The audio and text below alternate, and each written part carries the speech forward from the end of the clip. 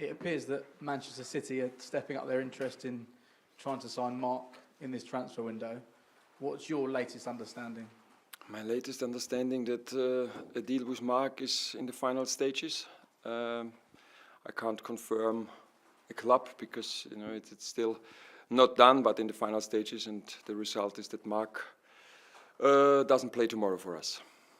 And how do you feel about losing your captain at this stage of the season? I mentioned it a few weeks ago when I was pretty clear that let's say every player, and depending on his contract situation, there is a price where a club says we want to do it, and when the player says I want to move on, a deal will happen, and it looks like that this happened now, and that's why, yes, of course, from talking about sports, but nobody in the team will tell you something different. Different is everybody wanted Mark to stay forever, Crystal Palace captain and playing here, but reality is different. Have you spoken to Mark? How does he feel about potentially departing a football club where he's had so much success and he's been such a key figure for the club? Oh yes, I had a talk to him, but of course it stays between us, what we are talking. But I think Mark has shown it in the summer transfer window, has shown it the whole autumn season so far, that he was 100% committed to the team, to Crystal Palace, and of course I wish him all the best for the rest of his career, and he will have a great career. I think he's still at the beginning of his great career, and he will have a great future because he's a fantastic player and a fantastic guy. Does it feel like a sensible move for the football club, considering he wasn't going to sign a new contract, and for a club like Crystal Palace to lose a player like Mark Gay for free would potentially be a problem? I think this is what, for every club, is a problem if you lose a player for free, but that's the situation. I think on the other side, also the clubs are responsible for the situations because they are paying quite high signing fees for free players. So I think every club has signed a free player. And then, you can't point with your finger on other clubs and you do the same. So I think that's just the football business where we are in. And this is what we have to accept. And if you can't find an agreement for a new deal, these things happen. Yeah, but of course, every team wants to avoid this. Have you had any assurances that you'll be able to find a replacement? Because clearly there is enough time to find a replacement in this transfer window. Yeah, we have to find, and let's see. How have the players reacted to the fact their captain's departing mid-season? It was for all of us surprisingly this morning, and we had a meeting, a normal match day meeting. I told the players, yes, we're a little bit surprised, but on the other side, I told them, we sold Michael Olise, and it was the best season in Crystal Palace history, and we lost Eberechi Eze, and we are right now 4 points better than last year. With Eberechi Eze. So we always could cope with the situation, and we will show, and it's up to us to show that we can cope with this situation again, losing Mark Gay, and we will get somebody in, but every player who is here has our trust that he can help us winning games, and that's what everybody, and it's not a hope, because this is what everybody has shown. Of course, on the other side, you never want to lose your captain, but if these things happen, you have to cope with it, and that was really the mood at the training ground was absolutely okay. There continues to be a lot of speculation around Jean-Philippe Mateta. With the news that Mark is departing, does that make it even less likely that Mateta leaves in this transfer window? It's the same. There will be a price where Crystal Palace say, okay, 18 months left in his contract.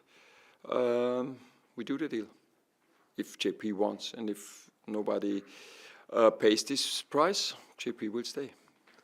Are you confident that this can still be a really special season for Crystal Palace, still well placed in Europe, and the league position isn't where you'd like it to be, but when you look at the table, a few results and you can put yourself right in contention to have a really good season? Well, yes, absolutely. No, so now it's looking forward, as I mentioned, to the players coming back. So Jeff Lerma can play again tomorrow, and Dani Munoz had one session with us this week, so he will train with us next week and should be available against Chelsea. The same with Ismail Assar. This will give us more options again. We called back Dani Imre.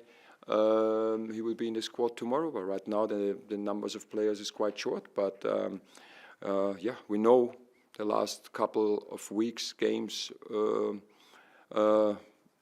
the results were completely what we didn't want them to be. But very often, and we're not talking about last game, but most of the other games, the performances were absolutely okay, and that we also could have won these games. And now it's, of course, when we need a few players back, this is what we just, let's see, and I had time to think about it, what happened in the last weeks. And then always when I get emotional, I go back and really just looking at facts. And then was an interesting also, when saying, okay, what's different to last season especially, and then which players were not available, and they were responsible for 70% of our goals, directly with goals and assists. They were not available, and we couldn't replace them in the way we wanted. So that therefore it's important that they will come back, and then I'm pretty sure that we will play a very good season. Yes. It was encouraging to see Chadi Riyad feature for some minutes the other day. Is he somebody who you feel could have an important role in the second half of this season? Yeah, he's out for 1 year, and to be fair, he was on the way to Nottingham playing with the under-21s tonight, and we called him back. So he will be in the matchday squad tomorrow after 1 year. Sometimes things come quicker than expected, and he's now training with us. Had one full training week in 45 minutes, and did really well this week. So, could be. And finally, from me, what impact, if any, will Mark being allowed to leave in this window have on what you decide to do at the end of the season with your contract? Has zero impact, because my decision has already been taken months ago. I had a meeting with Steve in October, international break. We had dinner, very long talk, and I told him that I will not sign a new contract for Crystal Palace. We agreed at that time that it's the best to keep it between us, and I think this is how confidential we work together, that we could keep it between us for 3 months in the football times where we are in. I told the team today the same, because I think it's important to have clarity, and I don't want to have this question and the players and what's going on, and we had a very busy schedule, and we thought about, and again that's why we didn't want to tell it, because we want the same, Steve and me, we want the best for Crystal Palace. So Steve has no ego for himself, and Oliver Glasner has no ego for himself, what's best for him as a person. So we want the best for Crystal Palace, and we think now it's important to have clarity on both sides. I think this is what the players deserve. This, I think, is what every staff member deserves, and I think this is what our fans deserve, and that's why I tell it today. Considering the amazing success you've had at Crystal Palace, why do you not want to continue your work here? I told Steve, and I'm just looking for a new challenge, and it's my feeling after everything. And again, that's why I told him in October, so it's nothing to do with the transfer window, and it's nothing. So all these rumors, and I hate if something is written or told that's not true, and it was really tough for me not to respond. And so it's nothing to do. We have a great relationship, and we're really always talking what's the best for Crystal Palace. And the reason is just for me, I'm looking for a new challenge. I haven't spoken to any other club, no interest, and I told the players, and I promised them today that I will give my best to play the best ever season in Crystal Palace history, to break the points record of last season. So we are now 4 points better than last year we were at this stage of the season.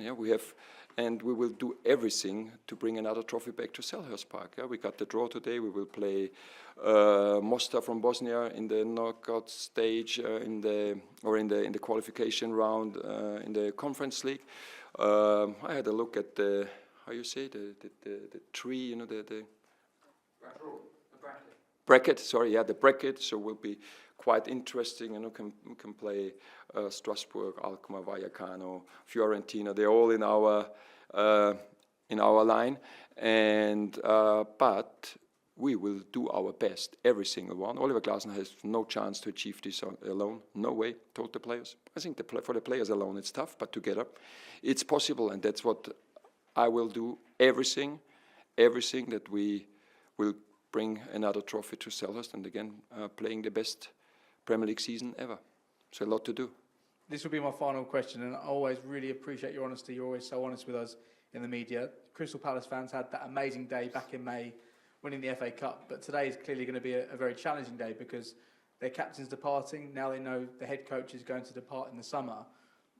Should they be optimistic about the future of Crystal Palace moving forward? Yes, absolutely, because great people are working for this club, and what I experience is that everybody wants the best for Crystal Palace, and that's for me is always, and everybody is aligned and giving his best. It doesn't mean that every decision is the right one, and it's the same for in the sports and everywhere. But I know that this club is in great hands. You say the same in English? Yeah. Where everybody wants the best for Palace, and yes, this is football, and I think not just today. You know, we sometimes see how, let's say, the best days, FA Cup final, and maybe the worst days since I'm here, Macclesfield, is within 6 months. That's what you have to deal in football, and that's sometimes really challenging for everyone, for every player, for every manager, for every chairman.